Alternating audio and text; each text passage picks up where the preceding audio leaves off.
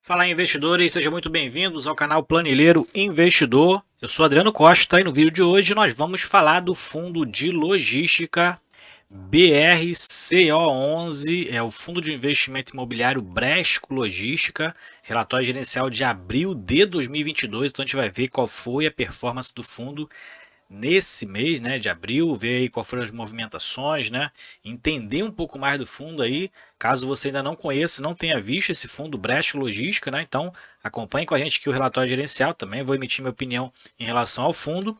Eu tenho o fundo na carteira, gosto muito do fundo, tenho hoje em torno aí de 3 a 4% da minha carteira alocado no Bresco Logística, gosto dos imóveis, né, da característica dos imóveis, né? E se você também é cotista, então, do Bresco Logística, compartilhe com a gente aí nos comentários qual o percentual da sua carteira hoje, ou se você está estudando para entrar no fundo também, compartilhe com a gente aí nos comentários, tá?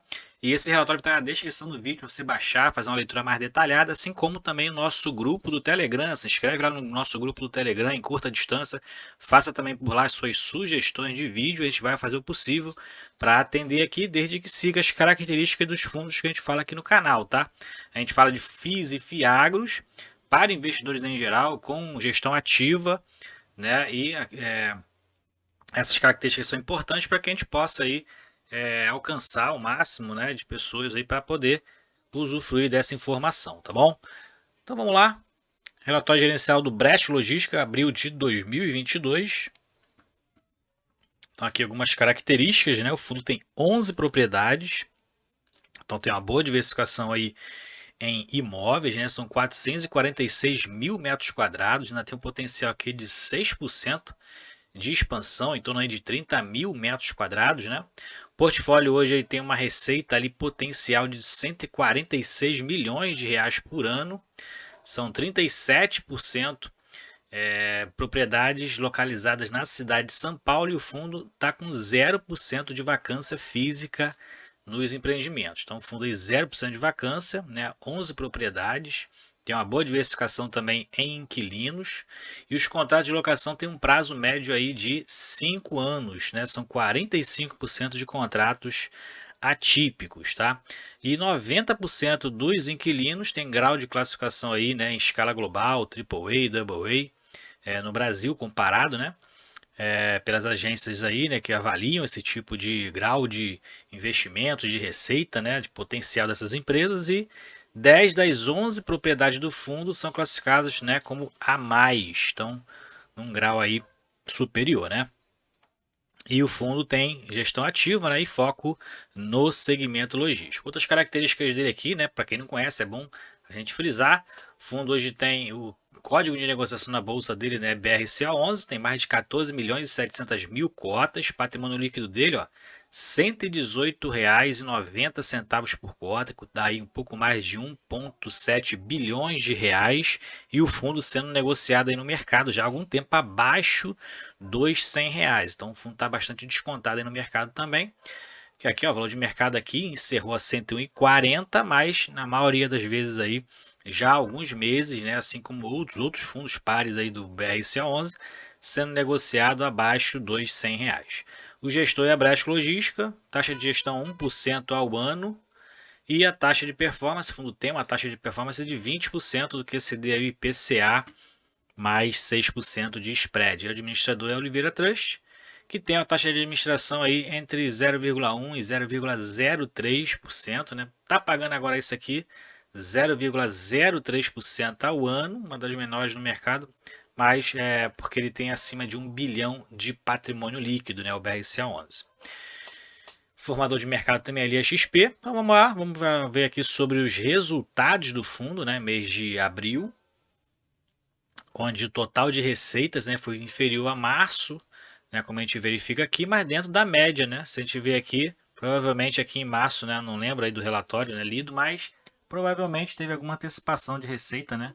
Foi recebida aqui em março, aí pode estar gerando essa redução da receita imobiliária, né? E trazendo para a média, dá mais ou menos aqui o que foi captado aqui, né, de receitas em fevereiro. Aqui a receita financeira ela varia mesmo, né? Então, mas aqui está uma variação muito baixa, né, de acordo com realmente como é que performa as aplicações. Despesas, um pouco mais de 2 milhões de reais de despesa, né, o que dá aí em torno de 15% de despesa em relação à receita, e uma margem líquida de aproximadamente 85%.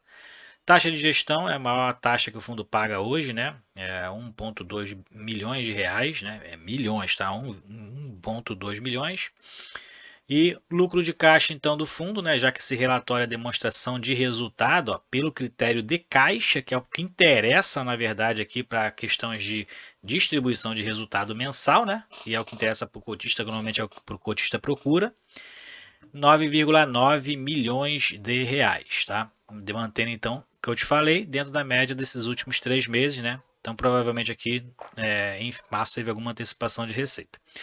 E o fundo distribuiu então a 93%, 93,7% do resultado do mês de abril, em torno de 9,3 milhões de reais. Dentro do mercado secundário, o fundo teve aí um desempenho que é semelhante ao que tem sido observado desde janeiro, né, aproximadamente ali, e se puxar um pouco mais para trás ali, tirando novembro e outubro, desde lá de abril, né, mais ou menos ali junho de 2021. A rentabilidade dele desde o IPO é de 17,4%, né, que normalmente soma aí a rentabilidade normalmente soma, né, o valor de mercado, a variação de mercado e também a distribuição de proventos, né? Não sei se está englobado aqui dentro desse cálculo de rentabilidade isso. O volume médio de negociação desde o IPO está em torno de 2,68 milhões por dia, então o fundo tem um bom volume, né, de negociação, pegando apenas a base de valor. E a base de cotistas já subiu mais de 870% desde o IPO, né? A gente vai ver essa escalada aqui da quantidade de cotistas também. E cresceu aí para 69.800 aproximadamente aí, ó, cotistas na sua base, né? Ele representa aí dentro do índice FIX, né? Dentro da carteira ali do IFIX, 1,4% desse índice aí dos fundos imobiliários, né? Rendimento aí o fundo mantém uma política de distribuição linearizada, como a gente vê aqui, ó, tem distribuído 63 centavos durante o ano de 2022, o que dá aí uma rentabilidade total no mês de abril, né, além da valorização da cota que teve no mês de abril, já desvalorizou, mas teve uma valorização da cota, mais o rendimento 2,8% de rentabilidade, né? Muitos fundos tendo rentabilidade positiva nesse mês de abril, visto que março foi um mês, né, muito ruim, né, para os fundos em relação a preço. E maio está sendo a mesma coisa. Portfólio do fundo. Então a gente verifica que a diversificação por estado, né, está em umas principais capitais, né, principalmente aqui em São Paulo, concentrado aqui em São Paulo, mas está aí localizado nas principais capitais aí do Brasil, né, tem aqui Rio Grande do Sul, Paraná, Rio de Janeiro, Bahia e Minas Gerais. 37% está na cidade de São Paulo, né, 57% é no estado, mais 37% é na região metropolitana de São Paulo, 72% são propriedades classificadas como last mile, né, aquelas que estão próximas aos grandes consumidores, né? E aqui tem a classificação, mas aqui embaixo você vai ver aqui o que significa last mile, propriedades próximas a grandes centros de consumo com potencial de atender a última etapa da entrega de mercadorias ao consumidor final. Por isso mesmo, o fundo tem aí muitos aqui varejistas, né, empresas do e-commerce, e que representa aqui a maior parte do setor de atuação dos seus inquilinos, né, que é o varejo e o e-commerce. E aqui a gente verifica que esses percentuais que a gente já viu mais lá para cima também. Aqui são os principais clientes do fundo: Grupo Pão de Açúcar, Magazine Luiza, Carrefour, Natura, Mercado Livre, né, BRF, B2W, Whirlpool. Então tem vários aqui grandes players de mercado. E dentro aqui da ocupação, né, desses clientes, né, em relação aos imóveis, que tem a maior ocupação do fundo, no fundo é o Grupo Pão de Açúcar, com 25% da área bruta locável do fundo, né? Se eu não me engano, esse percentual aqui é da área bruta locável. Mercado Livre, Natura e o Whirlpool são os outros três que tem também uma participação relevante dentro aí do percentual de área bruta locável do fundo. Essas informações também a gente já viu mais para cima, né? Tempo de médio de contrato.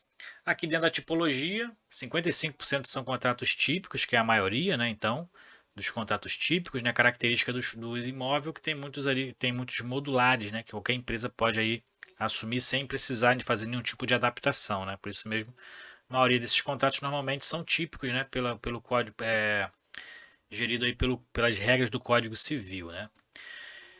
E aqui os meses de reajuste, né, em relação aqui aos meses, exceto julho e agosto, não tem reajuste, e a maioria deles, a maioria dos contratos são reajustados pelo IPCA, né, 95%. E a maioria dos contratos, aqui é a questão da composição acionária, pessoas físicas hoje representa 50% dos cotistas do fundo, e que segue uma escalada aí de crescimento, né, muitos aí começando a investir no Brasco Logística, 69,8 mil cotistas na sua base, cresceu bastante aqui, como a gente vê, né? Nesse período aqui de março para abril. E com relação ao patrimônio do fundo, né, ele cita aqui a quantidade de caixa e ativo total que ele tem hoje, né? O ativo total hoje do fundo está em 1,8 bilhões, né? Então, passivo e patrimônio líquido também tem essa soma, né? Método das partidas dobradas aqui, eles se fecham. E o caixa, hoje o fundo tem um caixa de 43 milhões de reais e uma obrigações, né, que são aqui obrigações de imóveis que o fundo captou, recurso de terceiro no mercado, 25,8 milhões, muito pouco em relação ao seu ativo total, né, uma representatividade muito baixa realmente, o fundo tem uma alavancagem então muito baixa, aí praticamente sem risco, né, para o fundo, né, praticamente, né, porque é muito baixa mesmo. Tem uma taxa de IPCA mais 6,5%, o fundo captou agora, né, em fevereiro de 2022, prazo de 130 meses para pagamento da parcela restante aí do BRF Londrina, é esse imóvel aqui, e o próprio contrato, né, que é um contrato Butt-Suit daqui do BRF, está lastreando, né, esse financiamento, 36,6% desse contrato, lastreando então as parcelas, né, como garantia nas parcelas desse CRI. Né? Então, uma alavancagem saudável, um fundo pegando parte só do aluguel, né? E realmente é uma boa alavancagem que o fundo fez aí, um bom imóvel adquirido, né? Obras de andamento e novas locações. Então a gente verifica aqui, segue as obras, né, da benfeitoria, segunda fase já das benfeitorias da Whirlpool São Paulo, 76% da obra já concluída. No Bresco Bahia, 32,3%, então segue aí também, né? A previsão de entrega era maio de 22, né? Acho que é só da ampliação do refeitório, né, nesse período. Então segue aí a reforma, né? Também a obra do Bresco, as benfeitorias do Bresco Bahia. E aqui é o portfólio do fundo, né? Os ativos que compõem aí o seu portfólio. Você pode baixar o relatório, fazer uma leitura mais detalhada. O fundo tem realmente um bom percentual daquelas características last mile, né, próximo aos grandes centros de consumo. A gente vê aqui, né, o imóvel cercado aqui, né, de imóveis residenciais, né, então tem essa característica o fundo, né, é um dos carros-chefe do fundo, e por isso mesmo a vacância do fundo, né, é muito difícil de acontecer, né, porque grandes empresas, normalmente do varejo do e-commerce, acabam dando preferência para esse tipo de imóvel, né.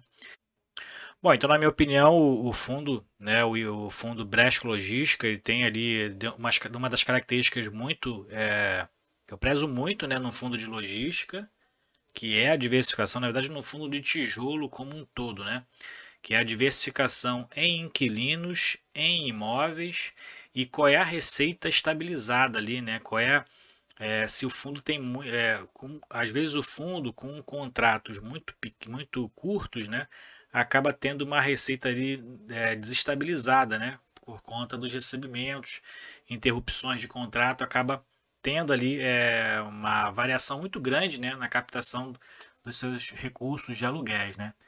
E a característica desse fundo é que ele ele tem uma receita mensal estabilizada, né, dos seus contratos, são grandes players de mercado, isso faz uma diferença, né? São empresas aí consolidadas, a gente verifica, algumas empresas a gente acompanha, né, pela própria B3, né, pela própria aí, as ações dela, né, o desempenho das empresas, E para mim o Bresco ele tem essa característica muito interessante também, que é o last mile, né? Então acaba favorecendo para que grandes players aí do setor de varejo do e-commerce, que está em alta no mercado, acaba procurando seus imóveis, né? Tendo aí até mesmo um potencial de aluguel acima, inclusive, do valor de mercado, né? Pelos imóveis serem bons imóveis, ter boas classificações das agências de avaliação, né? E também por estar localizados próximos a grandes centros de consumo. Então, por isso mesmo é visto no Bresco. Pode ser que ele tenha aí um percentual, né, de dividendo até abaixo dos outros players também aí de logística, mas é um fundo que você pode investir tranquilo por longo prazo, na minha opinião, ok?